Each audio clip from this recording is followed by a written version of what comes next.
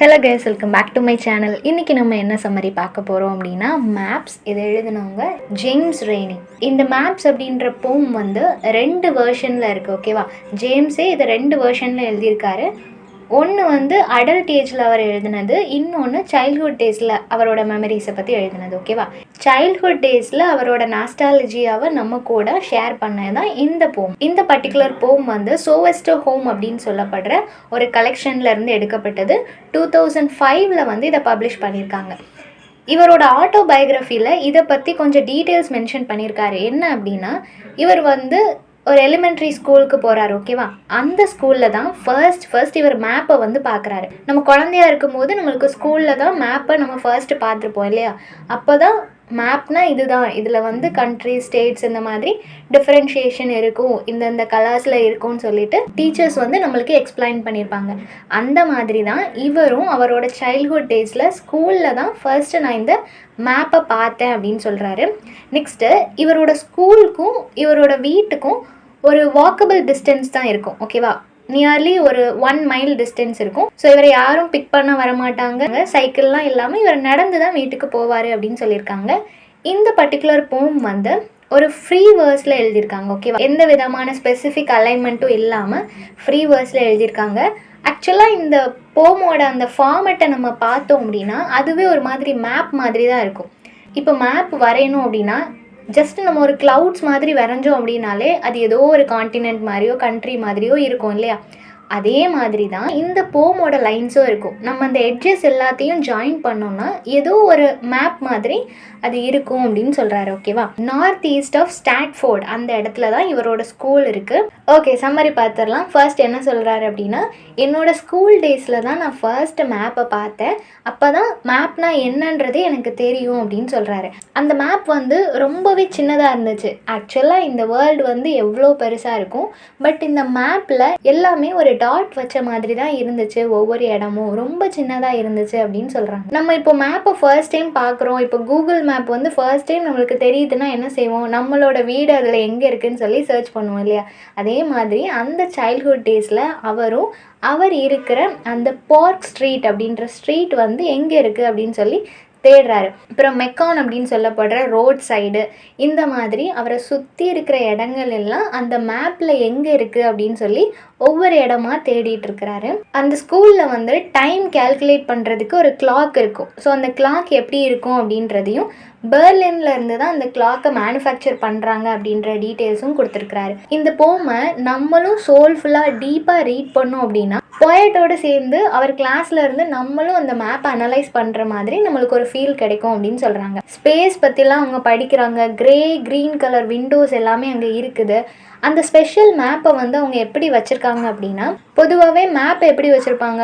ஒன்று ரோல் பண்ணி வச்சுருப்பாங்க இல்லையா? இல்லைன்னா எதுலையாவது ஹேங் பண்ணி வச்சுருப்பாங்க. இவங்க கிளாஸ்லேயும் அதே மாதிரி தான் ஒரு கபர்டில் வந்து இந்த மேப்பை ரோல் பண்ணி வச்சுருக்காங்க. ஸ்டூடெண்ட்ஸுக்கு அதை காமிக்கணும் அப்படின்றதுக்காக ரோல் பண்ணி வச்சுருக்கிற அந்த மேப்பை எடுத்து அந்த வாலில் ஹேங் பண்ணுறாங்க, ஓகேவா? வாலில் ஹேங் பண்ணும்போது அது ரொம்ப நாளாக ரோல் பண்ணி இருந்ததுனால கொஞ்சம் ரோல் பண்ண மாதிரியே தான் இருக்கும் இல்லையா? அது ஸ்ட்ரெயிட் ஆகிறதுக்கு கொஞ்சம் டிஃபிகல்ட்டாக இருக்கும். அதே மாதிரி தான் ஹேங் பண்ணதுக்கப்புறமும் கொஞ்சம் ரோல் ஆன மாதிரியே அந்த பிக்சர் இருக்குது. இப்போ ஸ்டூடெண்ட்ஸ் எல்லாருமே அதில் இருக்கிற எல்லா காண்டினென்ட்ஸையும் பார்க்குறாங்க.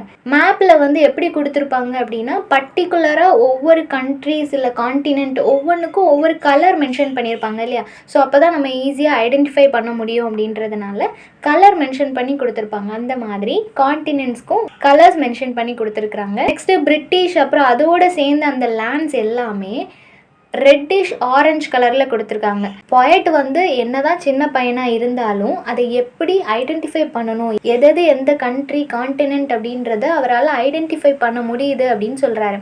ரொம்ப ஃபன்னி ஸ்ட்ரிப்ஸ் மாதிரி லைன்ஸ் நிறைய இருக்கும் இல்லையா? மேப்பில் வந்து அதை கரெக்டாக டிவைட் பண்ணி காட்டுறதுக்காக லைன்ஸ் எல்லாமே கொடுத்துருப்பாங்க. அதே மாதிரி இதுலேயும் நிறைய லைன்ஸ் இருக்குது. அந்த லைன்ஸ் வச்சு டிவைட் பண்ணியிருக்காங்க. பாலஸ்தீன், எஜிப்து, பர்ஷியா இந்த மாதிரி நிறைய இடங்கள் வந்து மென்ஷன் பண்ணியிருக்காங்க. அங்கே நிறைய வெல்த்தியஸ்ட் லேண்ட் இருக்கிறதுலே வெல்த்தியான கண்ட்ரிஸும் அதில் இருக்குது. அதே மாதிரி காலனைஸ்டு கண்ட்ரிஸ் பிரிட்டிஷால் ரூல் பண்ணப்பட்ட அந்த இடங்களும் அங்கே இருக்குது.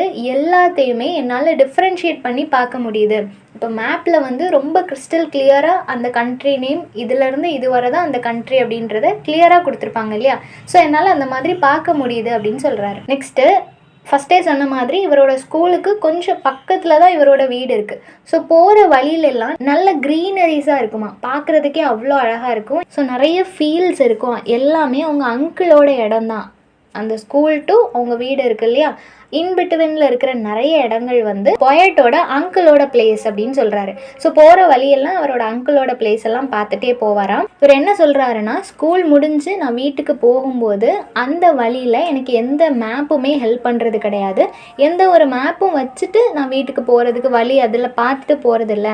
இப்போ நம்ம கூகுள் மேப் யூஸ் பண்ணுறோம் இல்லையா, அந்த காலத்தில் அந்த மாதிரி ஃபெசிலிட்டிஸ் எதுவும் கிடையாது. ஸோ அந்த மாதிரி எந்த மேப்பும் எனக்கு கிடையாது. நான் வீட்டுக்கு போகும்போது என்னோட மெமரி பவர், என்னோட மைண்டில் என்ன பாத் சேவாக இருக்குதோ, இந்த வழியில் தான் நான் வீட்டுக்கு போகணுன்னு சேவாக இருக்குதோ அதை ரிமெம்பர் பண்ணிட்டு தான் நான் வீட்டுக்கு போவேன் அப்படின்னு சொல்கிறாரு. இப்போ மேப்லலாம் எப்படி இருக்குது அப்படின்னா, ரொம்பவே இன்ச் பை இன்ச் ரொம்ப சின்னதாக தான் ஒவ்வொரு இடங்களும் இருக்குது. பட் ரியாலிட்டியில் பார்த்தா அது எல்லாமே மைல்ஸ். 1 இன்ச் அப்படின்றத 1 மைலோட கம்பேர் பண்ணுறாரு. இதில் வந்து ஒரு இன்டைரக்ட் மீனிங்கும் இருக்குது. இப்போ ஒரு பர்சனை நம்ம பார்க்குறோம் அப்படின்னா ஜஸ்ட் அவங்களோட அவுட்லுக்கை வச்சு நம்ம ஒரு ஜட்ஜ்மெண்ட்குள்ளே வந்துடுவோம்.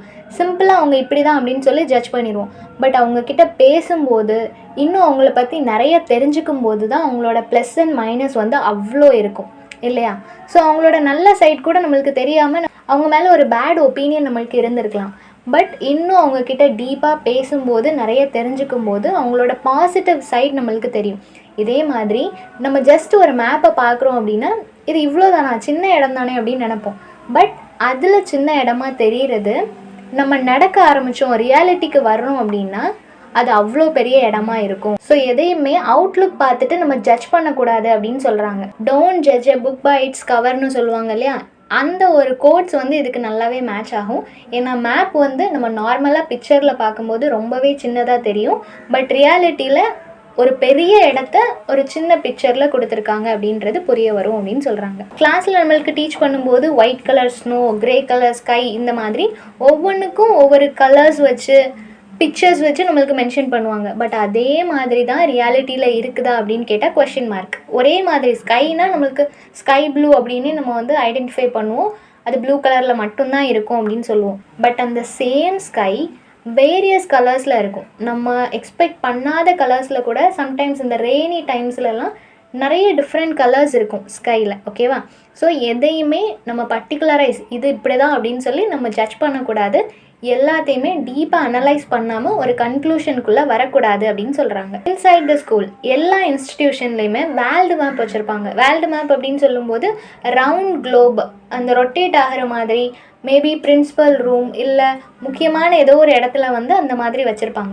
அதே மாதிரி என்னோட ஸ்கூல்லையும் அந்த ரவுண்ட் குளோப் இருக்குது. அதில் வேர்ல்டு மொத்தமும் ஒரு சின்ன அந்த ரவுண்டில் இருக்குது.